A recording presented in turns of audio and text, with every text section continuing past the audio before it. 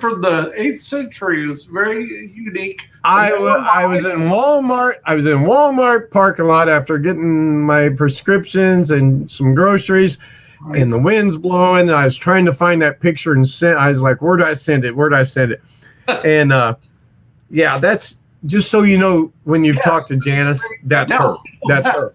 A lot more sense now to just get a picture and not know where it was. It was just very random. Very cool. Did you like Brandy today? Did you like that? The stuff I sent you, the new stuff. Did you see that? Oh, did you send it today? I did. It was just I just came through. I came through my house in my living room. I looked at the clock. I told my mom, I have to be on with Dale in like 7 to 8 minutes. And I came in here and I went on my Facebook and I put the link to us today. Right. I said, if there's any of you people out there that want to talk to me and Dale today, just click this link. It's going to send you backstage and he'll buzz in. Our email is on the screen as well. So, you know, all the stuff. I send you some more stuff just to head towards the branding stuff. It's all getting big. It's all getting better. It's really all amazing to watch all this stuff come together. And also, I've learned, for whatever reason, not on my main Facebook page. We'll get this cleared up because we actually did start the Mike Reed You're the Ticket web page. But you can, if you're watching on YouTube, you could send a comment. That's why it's up here now that I sent. And also, I learned that we're going to have to create a separate page, and that's how we're going to get able to send comments on this thing, because I'm learning everything one piece day by day. That's what I said. About time. Hey, I'm working my butt off out hanging out at the Branson Cox Hilton for 3 days, and with a luxury vacation, and then going to Walmart and getting in a buggy and going around the store. Man, I don't have time to mess with this stuff. That's your job. And then I talked to me and Sid talk. Sid's awesome. We've been talking. He's gung ho, and because we've done a lot of stuff together. And Darren, we went down yesterday, looked at the Nashville Star Theater. I told him where I was supposed to perform a week from Sunday, and then we canceled on it for right now. And then we saw the big theater. We're going to go see Stevie Wood, the one that does the show there. They said he's just tremendous. I don't know. Probably will be. But we're going to go see. Yeah, I wish you could be down here tomorrow night. But I arranged it, though, with here, Donna Skay. I arranged it with my doctor that I said, since I'm taking a new antibiotic, let's skip the hydrobarics because I don't want to get locked. I really don't want to get locked in there tomorrow, Friday, and be 20 minutes into 2 hours and one out, but I can't get out. I said, what would you think if I take the medicine this weekend, and then as long as that feels good on Monday, we start that?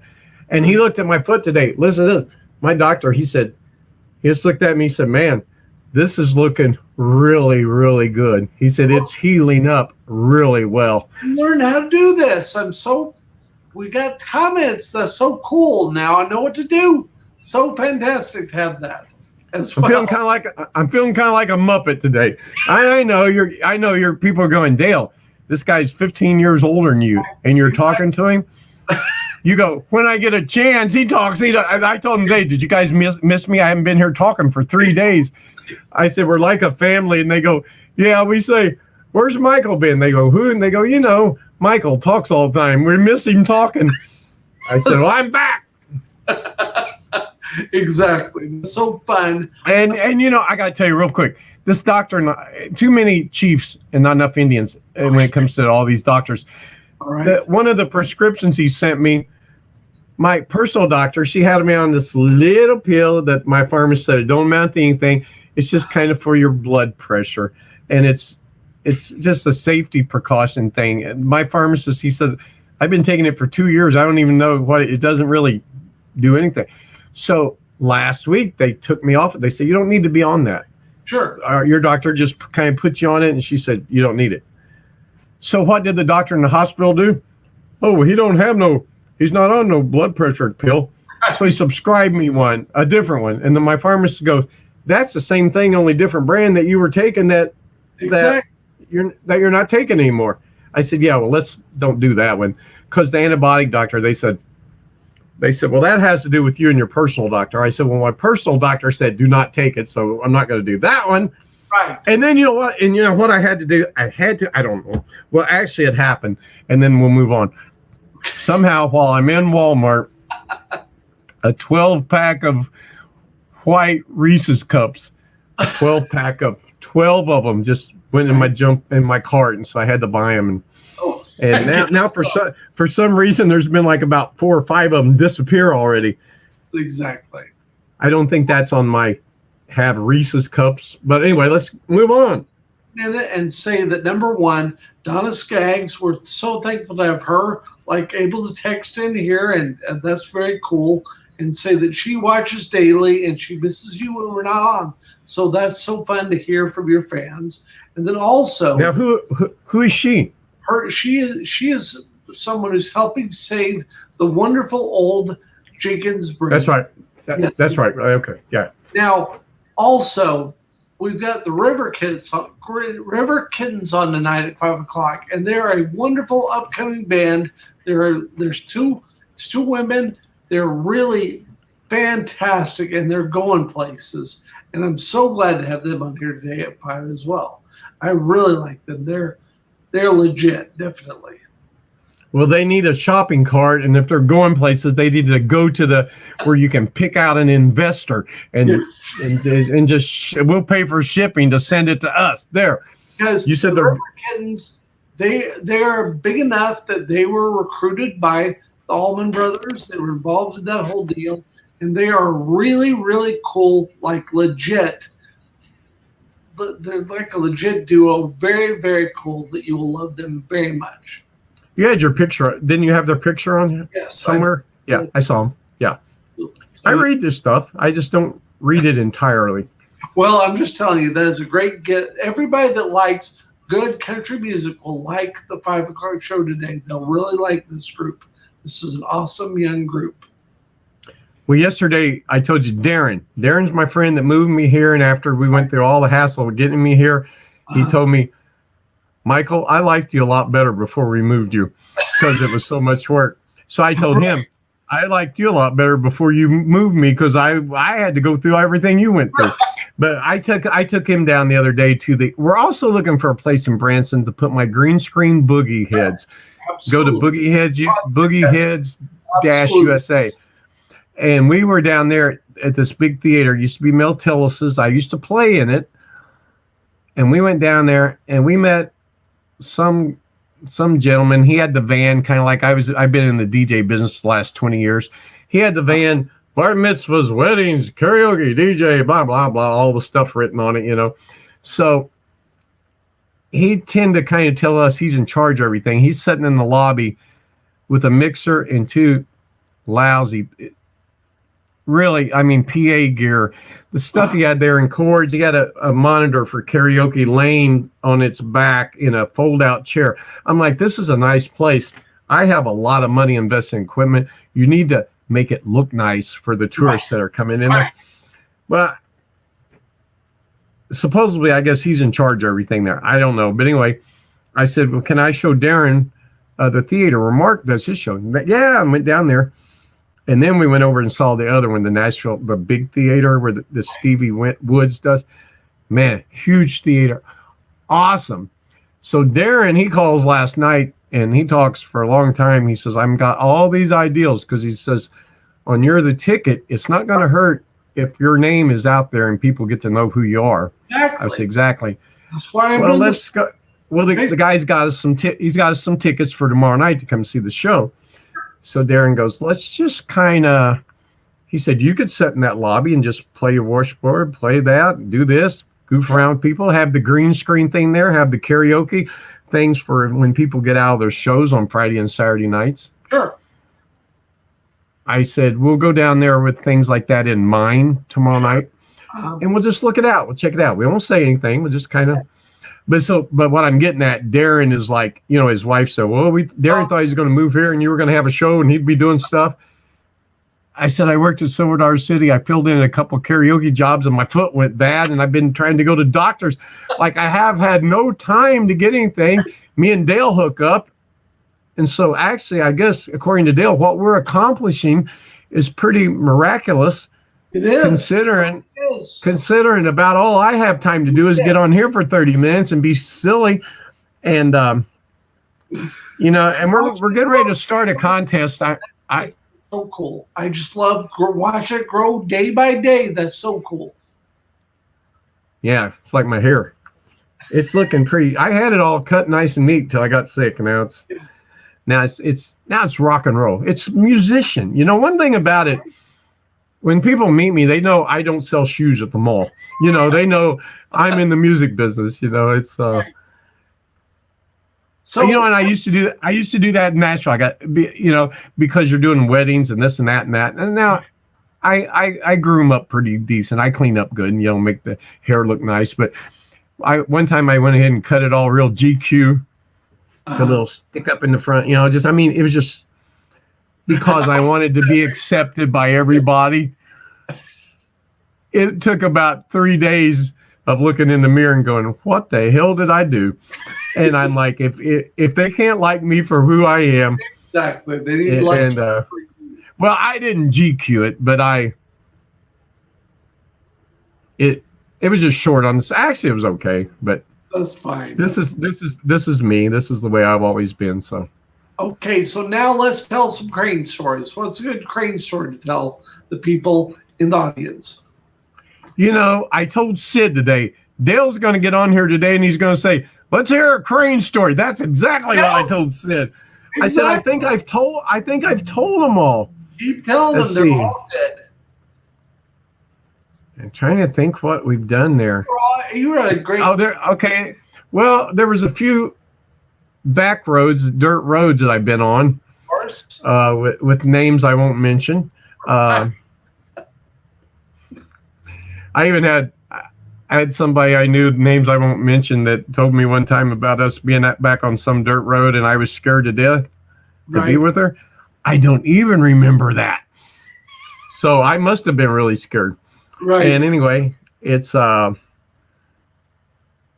don't know, a crane story.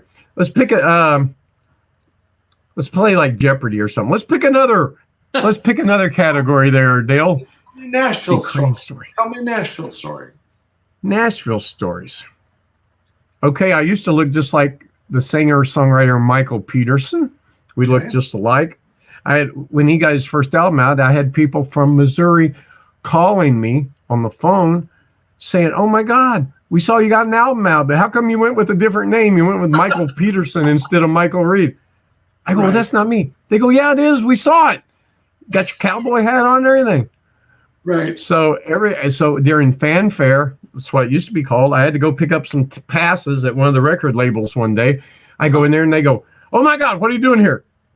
I go, I'm picking up some passes.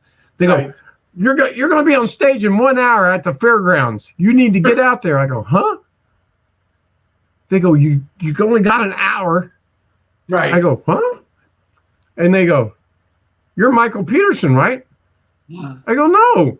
So I was out there that day and I saw him. He was talking to a couple of pretty ladies. So I just kind of stood over to the side. I was looking, and he did one of these things, he did. He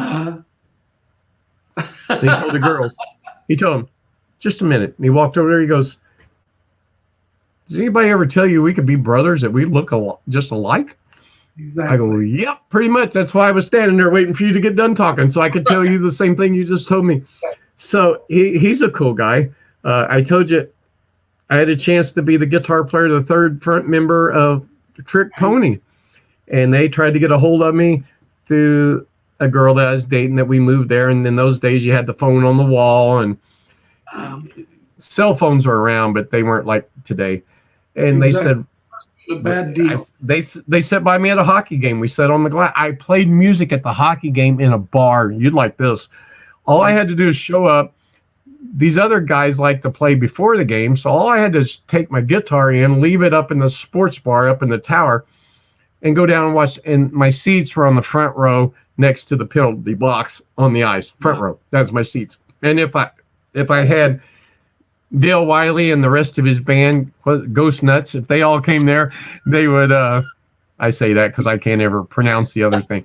But like if you had 5 guys, then we had 5 seats on the glass. That was my pay. And all I had to do when there's about a minute left in the game is get up, go up in the tower where the sports bar was, plug my guitar in, and just jack around with people. And the owner would say, play a few songs, let's give away some tickets, and then let's get out of here. And then one night these people come up and they said, we want to hear a song that's got Kiss, Garth Brooks. They named about 8 bands. Okay. All at the same time. I said, okay. And I did it. I just made up my own medley that, about 30 seconds of this, 20 of this. And then they come up and they gave me their card. They go, you need to go to work for us. I go, what do you do? Well, you do send bands out that play medleys of all these different bands. And they go, no. They go, we're the oldies station here in Nashville. Right. I go, what would you want me for? To be one of the on-air personalities. She goes, you probably have to start at night, a late night type thing. But they go, if you're interested, come down. But at the time, back in the day, you could go out and host karaoke somewhere. Right. Because not everybody had the stuff. Sure. And it was easy to go out and be at a little club, make, $300 for 4 hours or something like that, 300 or 400. Well, you lined up 2 or 3 of those a week. Why did I want to quit that to go sit at the radio station, Which, that was a story down there. Ira Dean, the bass player that was with Trick Pony, I've had times at Fanfare, he'd be talking to somebody, Michael, come here. He'd go, this is the guy that we tried to get to join the band, and the girlfriend didn't give him the message. I said, yeah, thanks a lot. So actually, I think back on it, I got to know a lot of people in Nashville that. No doubt. Yes, that's clear. Yeah, kind of. But I left there since I've turned like 43 years old now. 3. Okay, 41. Okay, it's just hanging out in Nashville and bar hopping, going to see all the music. I mean, I didn't have any friends down there that we were doing that. Everybody's married or dating or had 12 kids, and it was just, I really wasn't doing anything but working as it. And I came back to Branson, Missouri because the joke in the music business is where do all the old musicians go? They go to Branson to die. Well, no, they go here because people come here and spend money to be entertained. And one place. When I can tell a story. A Nashville to Branson story. When I used to play at Mel Tillis Theater, we did a late night show. Him, Roger Miller, Janie Freaky, they'd all come in every night. I could go during the day. I'd go down, knock on Mel's dressing room door, and he stuttered a little bit, not as much, off stage, but he still started. He got who's there? I goes, Mike. Come on in. I open the door. There's Mel Tillis with his shirt on and his underwear and his boots and no pants. All right. I say, Mel, do you forget your pants today? He goes, that's how I dress. And I go, why? He goes, and he basically with the stuttering was telling me because he's so skinny, that's how he gets dressed. Sure. So I knew Mel. I knew Pam. Pam always wanted to be a pop rock star. I say, Pam, sure. She was nobody. I'd see her every day. Pam, no. Look, your dad has 2 big buses right there in the front. Right. Sponsored by Petro.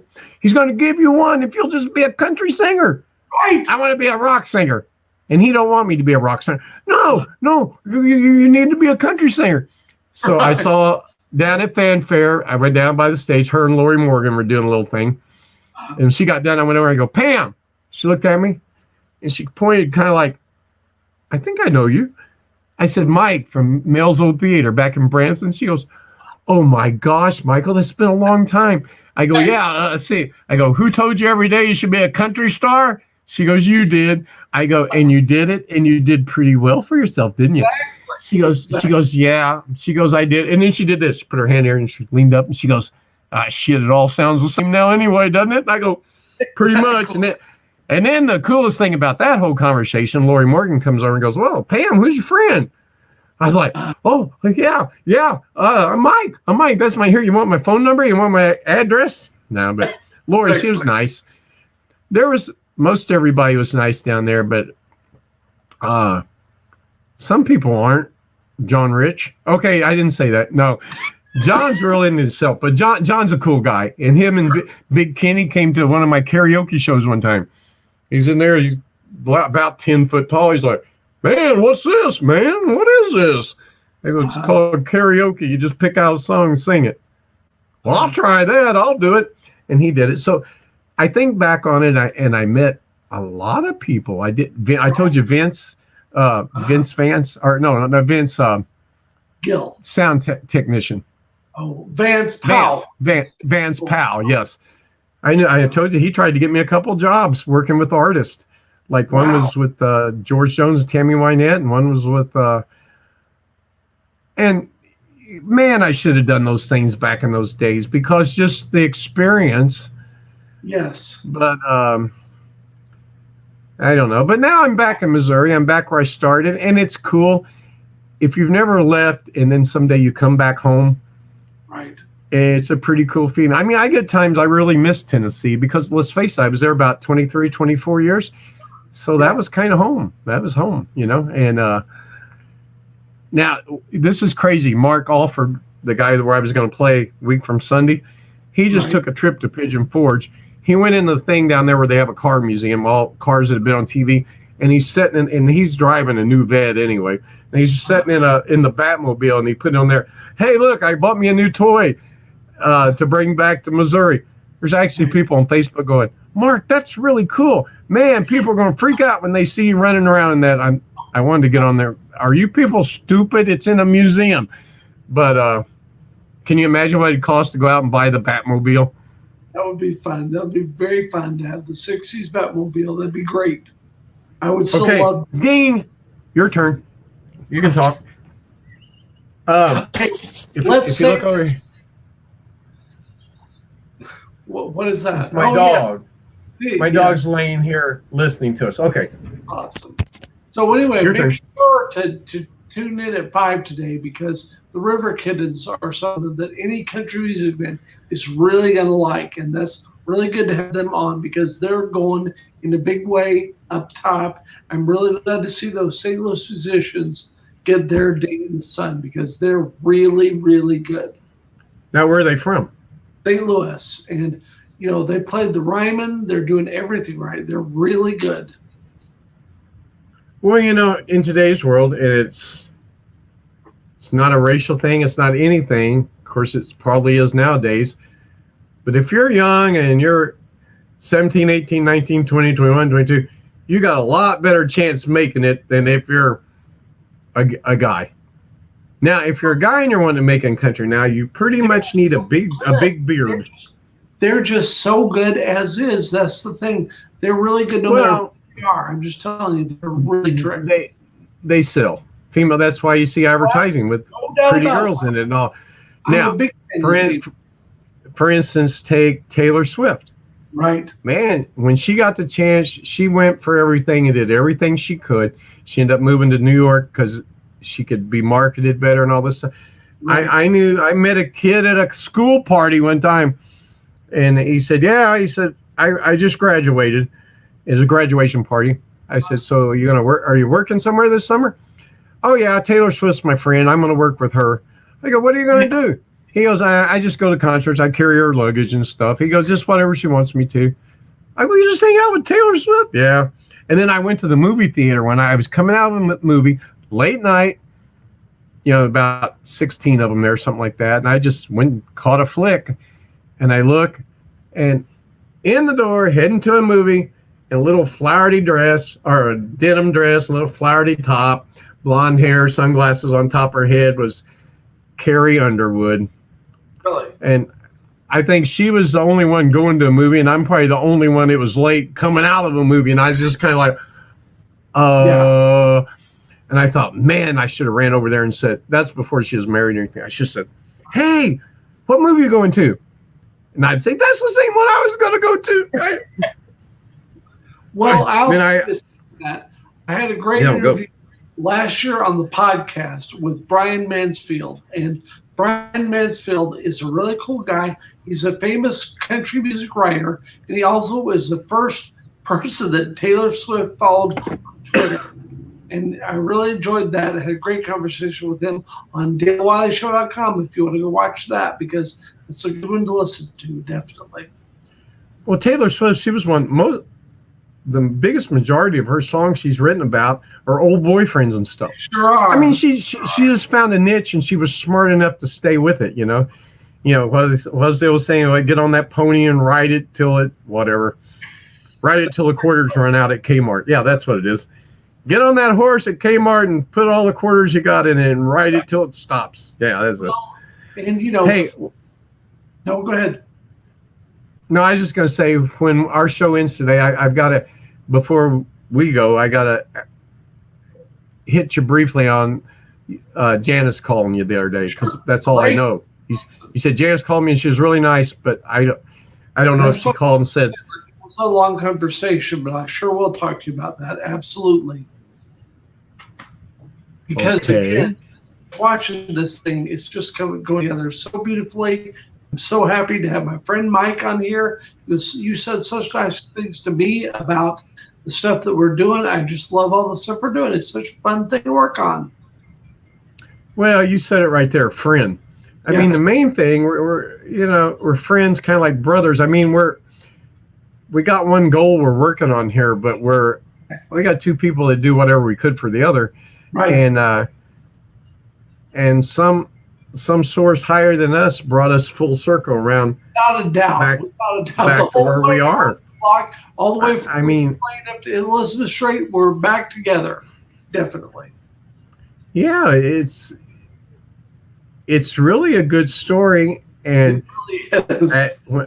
When we flip the switch on You're the Ticket, the day the lights go on, the little story, the short 30-second version that I will actually come up with about how we're back together, and you'll be there. We don't know. We don't know what Dale's going to do yet at the show. We're going to put him in charge of popcorn, but he's still into Jiffy Pop, and we're not going to do that now. No, exactly. That would be me. That would be me that's into Jiffy Pop. Yeah. Really good popcorn, though. That is one of my talents. I make good popcorn, definitely.